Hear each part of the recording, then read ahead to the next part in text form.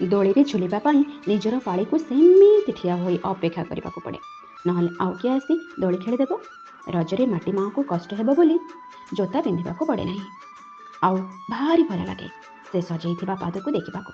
ପାଦରେ ଅଳତା ଆଉ ନଖରେ ନେଲ୍ ପଲିସ୍ ବି ନିଜ ନିଜ ଜାଗାରେ ଫୁଲେଇ ହୋଇ ନିଜ ନିଜ ଆଡ଼କୁ ଆକର୍ଷିତ କରନ୍ତି ତାଙ୍କୁ ଟିକେ ଦେଖିବାକୁ। ରଜ 3 ଦିନର ମଜା ସରିଲେ ଭୂଇଁ ଶୀତଳ ପାଇଁ ଆୟୋଜନ ହୁଏ।